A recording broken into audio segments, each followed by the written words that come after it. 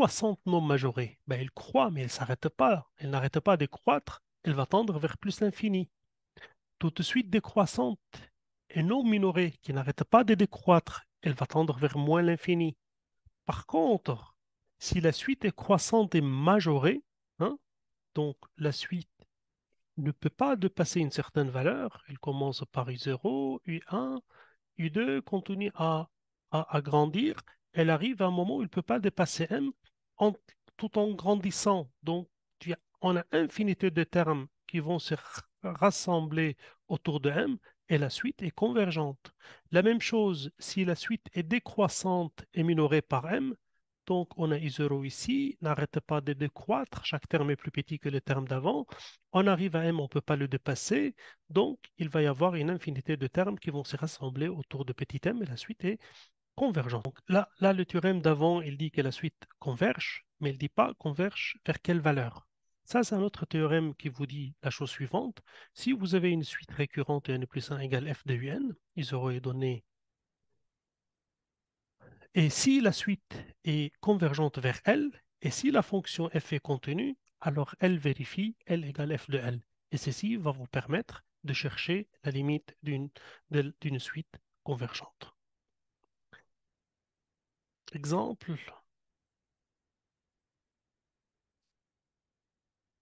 Bon, un dernier exemple. Je vais considérer cette suite U0 égale 30, UN plus 1 égale 0,6, UN plus 20. Je vais montrer par récurrence que UN est plus petit que UN plus 1, c'est-à-dire je vais montrer que UN est une suite décroissante.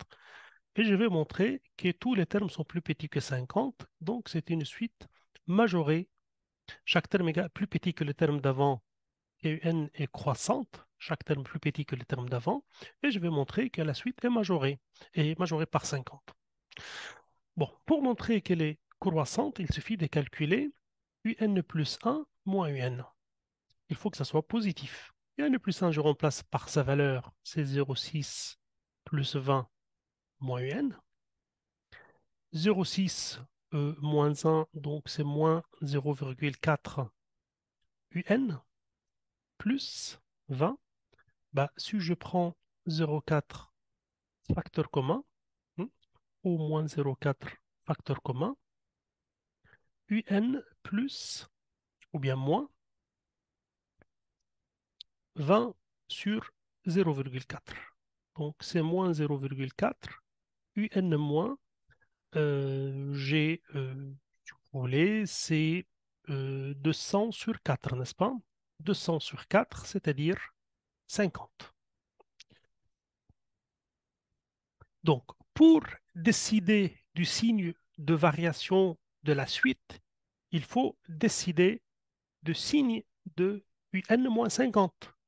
Pour cela, je vais commencer par montrer que cette suite est majorée, hein, que cette suite est majorée, et après, je déduis que la suite est croissante. Bon.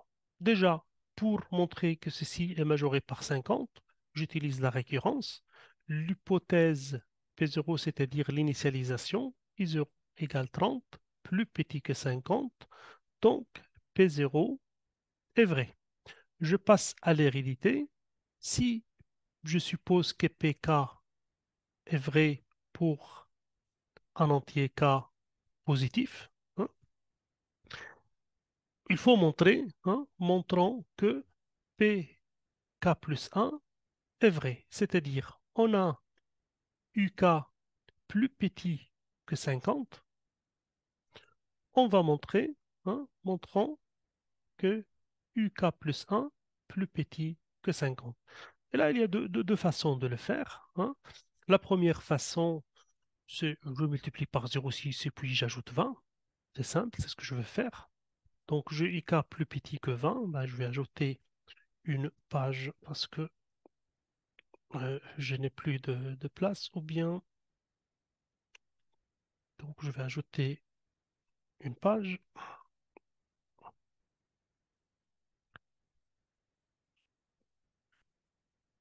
Donc,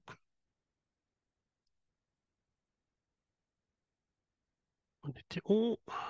Je perdais l'exercice. Voilà, Ça, c'est l'exercice. Donc, un plus 1 égale 0 un. Donc, un plus 1 égale 0 un. Donc, u, un plus 1 égale 0,6 un plus 20. Je vais montrer que UK plus petit que 50 implique UK plus 1 plus petit que 50. Pour passer de là à là, ben, je commence par multiplier par 0,6 UK, c'est plus petit que 0,6 multiplié par 50, qui est 5 fois 6, qui est 30. Donc 0,6 UK plus petit que 30. J'ajoute 20, 0,6 UK plus 20, c'est plus petit que 30 plus 20, ce qui fait la partie à gauche n'est autre que UK plus 1 et la partie à droite n'est autre que 50. Donc, PK plus 1 est vrai. Par suite, conclusion, Pn est vrai pour tout n, c'est-à-dire GUN plus petit que 50 pour tout n, hein, pour tout n positif. Donc, la suite est majorée par 50. Et je reviens à ce que j'avais écrit tout à l'heure, lorsque j'ai calculé UN plus 1 moins UN, j'avais trouvé que c'était, je pense, moins 0,4 UN moins 50. Comme UN plus petit que 50, donc UN moins 50 est négatif, négatif multiplié par négatif devient positif. Donc UN plus 1 plus grand que UN et UN est une suite croissante. Donc j'ai montré que UN plus petit, UN plus 1 qui exprime que la suite est croissante, plus petit que 50 qui exprime que la suite est majorée par 50. On déduire que la suite converge vers L, bah, d'après le théorème UN croissante est majorée, donc UN est convergente. Trouver sa limite, bah, soit L égale limite de UN lorsque n tend vers l'infini, c'est à trouver.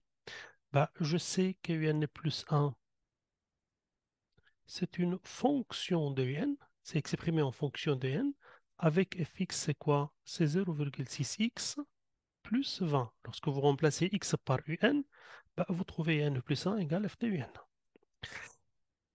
C'est une fonction qui est continue, c'est une fonction affine, un polynôme continu. Donc, L égale f de L, c'est-à-dire L égale 0,6L plus 20. Bah, vous ramenez ça de l'autre côté, c'est-à-dire vous en soustrait 0,6L, j'aurai 0,4L égale 20, ce qui fait que L égale 20 sur 0,4, qui est 200 sur 4. 200 sur 4, c'est 50. Bon, maintenant, je vais faire des applications comme application sur le théorème des convergences dominées, sur aussi application sur la notion de monotonie, de majoré, minoré, borné, tout ça, et le théorème de convergence monotone aussi. Donc je commence par un premier exercice. UN est défini par une suite récurrente définie par U0 égale 0, UN plus 1 égale une fonction de UN, montré par récurrence que UN entre 0 et 1. Donc je vais montrer la famille de propriétés Pn qui dit que 0 strictement plus petit que n, plus petit que 1, et ceci, je le veux à partir de n égale à 1.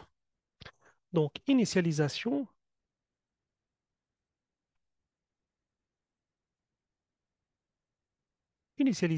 c'est-à-dire n égale le premier terme, hein, elle commence à partir de 1. Elle commence à partir de 1. Donc, je veux voir si P1 est vrai. Ben, il se trouve que je peux calculer U1. U1 qui est 2U0 plus 3 sur U0 plus 4 parce que cette écriture UN plus 1 en fonction de n veut dire que chaque terme s'exprime en fonction du terme d'avant, du terme précédent. U0, je l'ai, c'est 0. Hein, je l'ai U0, c'est 0.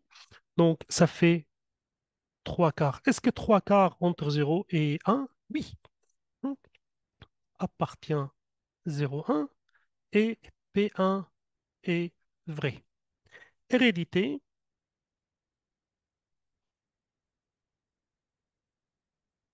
on suppose que la propriété est vraie jusqu'à n, ou bien on suppose que la propriété est vraie pour un n ou un k. On suppose que Pk est vrai pour un certain cas générique, pour un certain cas plus grand qu'un, c'est-à-dire plus grand ou égal à 2. C'est-à-dire quoi Pk est vrai? C'est-à-dire la propriété Pk est vraie, c'est-à-dire que 0 plus petit, Uk plus petit que 1. Montrons que Pk plus 1 est vrai, c'est-à-dire quoi? C'est-à-dire il faut montrer que 0 plus petit Uk plus 1 est plus petit que 1, partant du fait que Uk entre 0 et 1.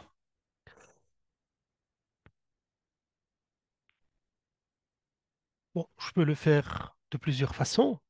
Il y a une façon simple qui utilise la fonction auxiliaire, la fonction qui définit la suite. Donc, UK plus 1, comme on le voit, UK plus 1, c'est une fonction de UK qui est de UK plus 3 sur UK plus 4. Donc, je peux dire que c'est une fonction de UK avec fx égale 2x plus 3 sur x plus 4. Et je veux voir si f est une fonction croissante. Pour cela, je calcule f'(x) croissante sur 0,1. Ce qui m'intéresse, c'est qu'il se passe sur 0,1. C'est une fonction de la forme u sur v' qui est u'v moins v' sur v au carré. U', c'est 2, donc x plus 4, moins v', c'est 1. 2x plus 3, ça c'est les u, sur x plus 4 au carré. Et ceci va me faire 2x moins 2x s'en vont. Après 8 moins 3, ça fait 5 sur x plus 4 au carré. C'est positif. Et la fonction f est croissante. Et la fonction f est croissante. Bon, on a supposé que uk, donc on a 0 plus petit uk plus petit que 1 et f est croissante, pas seulement sur 0,1 mais même sur r, hein. Alors je peux appliquer f à ces deux inégalités sans changer le sens de l'inégalité parce que f est croissante. Donc f de 0 plus petit f de uk plus petit que f de 1. F de 0, je remplace x par 0, j'aurai 3 quarts. F de uk n'est autre que uk plus 1. F de 1 n'est autre que 2 plus 3, 5 sur 1 plus 4, 5, 5 sur 4, c'est 1. Et bien sûr, 3 quarts, c'est positif. Ainsi, UK plus 1, c'est entre 0 et 1. Donc, ainsi, 0 plus petit, UK plus 1 plus petit que 1. Et PK plus 1 est vrai à chaque fois que PK est vrai. Conclusion, toutes les PN sont vraies. Toutes les Pn pour n plus grand que 1 sont vraies, c'est-à-dire 0 plus petit un plus petit que 1, quel que soit n plus grand que 1. Donc la suite, elle est bornée, elle est majorée par 1, minorée par 0. Voilà ce qu'il faut montrer dans la première partie. La deuxième partie, montrer qu'à la suite, un est croissante. Aussi, je peux utiliser la fonction auxiliaire f qui définit la suite parce que j'avais calculé u1, j'avais i0. Donc, B, je vais montrer que UN plus 1 plus grand que UN, hein. Pour tout n est plus grand que 1. Ben, je sais que I0 égale 0 plus petit U1 qui est égal 3 quarts. Donc, il y a un terme qui est plus petit que le second. Je suppose que ça, c'est... Donc, comme si je vais montrer UN plus petit UN plus 1, c'est une famille de propriétés à partir d'un égal à 0. Donc, par récurrence, l'initialisation est bonne, hein. Initialisation, c'est-à-dire P0, on a U0 égale 0, plus petit U1 qui est égal 3 quarts. Donc, P0 est vrai. Et P0 est vrai. Hérédité, on suppose que PK-1 est vrai, ben vous pouvez dire PK est vrai, je montre PK plus 1 est vrai, ou je suppose que PK moins 1 pour des raisons esthétiques et pas plus que ça, PK moins 1 est vrai, et je montre que PK est vrai. C'est-à-dire quoi PK moins 1 est vrai? C'est-à-dire le terme lorsque n égale Q moins 1, donc K moins 1, donc UK moins 1, je la suppose plus petit que, je le suppose en tant que terme d'une suite, plus petit que UK. Montrons que PK plus 1 est vrai, c'est-à-dire il faut montrer que UK plus petit que UK plus 1. Et ceci est facile parce que je sais qu'elle fait croissante. Bon, j'ai besoin juste de me faire un petit espace que je puisse continuer l'exercice. Ouais, je pense que ça va être suffisant. Donc, qu'est-ce que j'ai? On a UK-1 plus petit que UK et on a aussi F est croissante. Donc, en appliquant F, je ne change pas le sens de l'inégalité. Donc, F de UK-1, c'est plus petit ou égal f de ik. Or, chaque terme égale f du terme précédent, donc ceci n'est autre que ik, et cet autre n'est autre que uk plus 1. D'où pk plus 1 est vrai. Conclusion, toutes les Pn sont vraies, donc Pn est vrai pour tout n plus grand que 0, c'est-à-dire un plus petit un plus 1 pour tout n, hein, pour tout n positif, pour tout n positif, hein, pour tout n positif, cela voudrait dire que la suite est croissante. Croissante, je l'ai désignée par une flèche qui monte en haut. Donc ça, c'est la partie B. Donc j'ai une suite majorée et croissante, donc bien sûr, c'est une suite convergente. La partie C, déduire que cette suite converge, trouver sa limite. C. Donc le théorème de convergence monotone, UN croissante et UN est majoré par 1, donc UN converge. Ben, je dois calculer sa limite, soit L égale limite de UN. On sait que f de x, c'était la fonction auxiliaire qui définit la suite, c'était 2x, c'était quoi? C'était 2x plus 3 sur x plus 4. C'était 2x plus 3 sur x plus 4. C'est une fonction continue, sauf pour x égale à moins 4, n'est-ce pas? Il faut que le dénominateur soit différent des 0. Or, ma suite, elle est entre 0 et 1, ma suite. Donc, tous les termes sont différents de moins 4. Donc, la fonction est continue sur 0, 1. Donc, f est continue sur 0, 1,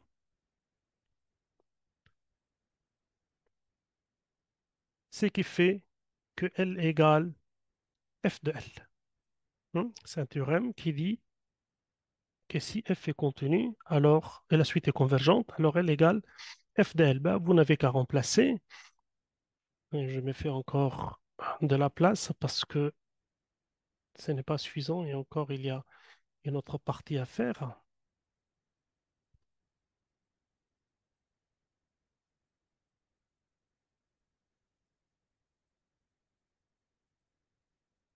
Donc, j'aurai L égale 2L plus 3 sur L plus 4.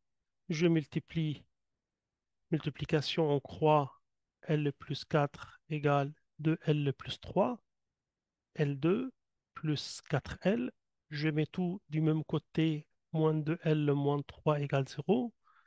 L2 plus 2L moins 3 égale à 0. Vous pouvez chercher delta, vous pouvez utiliser la calculatrice et vous pouvez utiliser Cette méthode qui dit que A plus B plus C, c'est-à-dire le coefficient de L2, L est la constante, c'est 1 plus 2 plus ou moins 3 égale à 0, ce qui implique qu'on a deux racines, L1 égale 1, L2 égale C sur A, c'est-à-dire moins 3 sur 1. Bien sûr, moins 3, c'est à rejeter, hein. À rejeter, parce que vous avez une suite qui commence de 0 et qui augmente, hein. Elle ne va pas converger vers moins 4, hein. La suite, elle monte vers 1. D'où L est égale à 1, c'est la limite de la suite. Je passe à la partie d'après. On se donne une suite, bon, je vais l'écrire en bas pour ne pas à chaque fois monter chercher la question. Et je me fais encore, bon, j'agrandis un peu et je me fais de la place.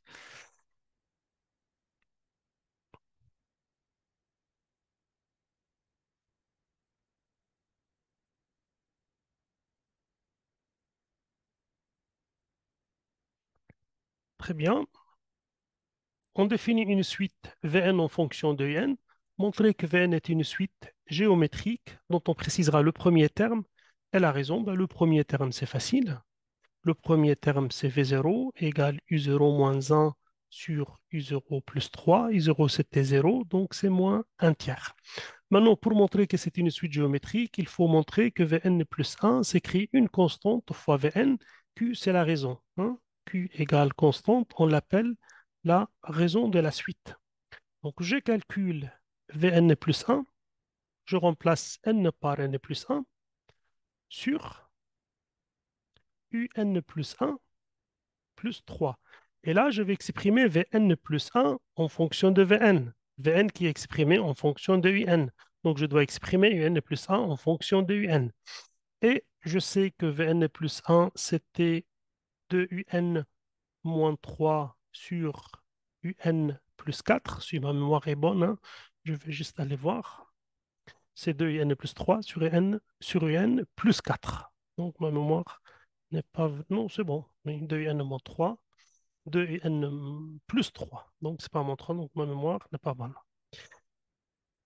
Donc 2Un plus 3 sur Un plus 4 moins 1 sur 2Un plus 3 sur Un plus 4 plus 3. Ceci est égal.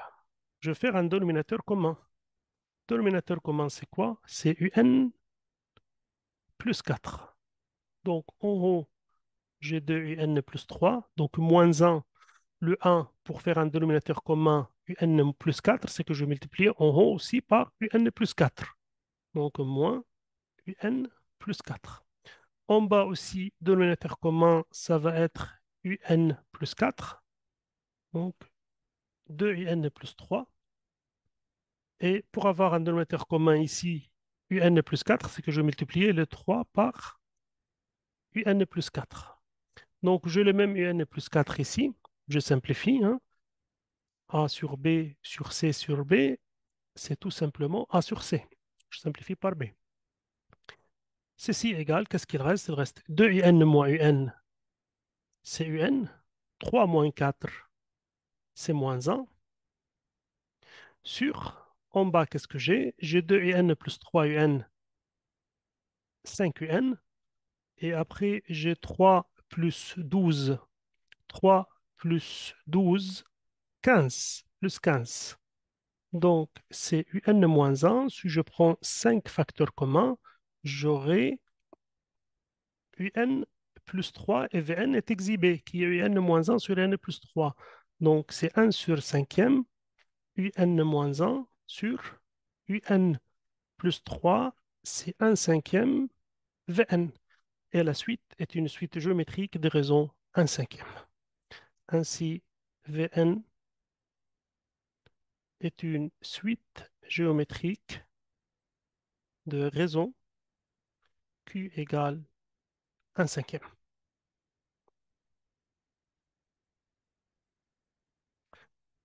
En déduire la limite de Vn, bah vous savez, hein, B, lorsque la raison est plus petite que 1, entre moins 1 et 1, strict, alors la suite tend vers 0. Vous savez que Vn égale V0 Q à la puissance n. V0, c'était, on l'a calculé tout à l'heure, V0, c'était moins un tiers, égale moins un tiers, un cinquième à la puissance n, c'est-à-dire moins 1 sur 3 multiplié par 5 à la puissance n. Parce que un cinquième à la puissance n, c'est 1 à la puissance n sur 5 à la puissance n. 1 à la puissance n, c'est 1. Et lorsque vous faites tendre n vers le plus infini, 5 à la puissance infinie, c'est infini fois 3 infini, nombre sur l'infini, c'est 0. Donc, limite de Vn lorsque n tend vers 0 est égale à 0. C'est une suite géométrique qui converge vers 0. La partie 3 exprimée un en fonction de Vn, 3. On avait Vn égalé à un moins 1 sur un plus 3. Donc un moins 1 sur un plus 3. Pour exprimer n en fonction de Vn, je fais la multiplication en croix. Un plus 3 égale un moins 1. Ben, je mets les un du même côté. Je vais un moins un. Je mets ça de l'autre côté. Égal de ce côté, il y a moins 1. Et je ramène le 3Vn de l'autre côté. Donc ça fait moins 3Vn. Je cherche un, alors je prends un facteur commun. Donc GVN moins 1 égale moins 1 moins 3Vn. Et finalement, UN égale 3Vn plus 1 sur 1 moins Vn. En fait, je multiplie par moins des deux côtés. Ici, j'aurai 1 moins Vn. Ici, j'aurai 1 plus 3Vn. Ça, c'est la partie A. J'ai exprimé un en fonction de Vn. Et là, il va me demander de retrouver la limite de un que j'avais trouvé tout à l'heure qui était 1. Retrouver les résultats, retrouver la limite de un. Bah, il suffit de chercher la limite de n lorsque n tend vers l'infini. C'est la limite lorsque n tend vers l'infini de 3Vn plus 1 sur 1 moins Vn. Comme le numérateur est convergent et les dénominateurs est convergent, je peux dire que la limite, c'est la limite d'en haut sur la limite d'en bas. La limite d'en haut, Vn tendait vers 0, donc c'est 0 plus 1 sur 1 moins 0, ça fait 1 sur 1, la limite est égale à 1.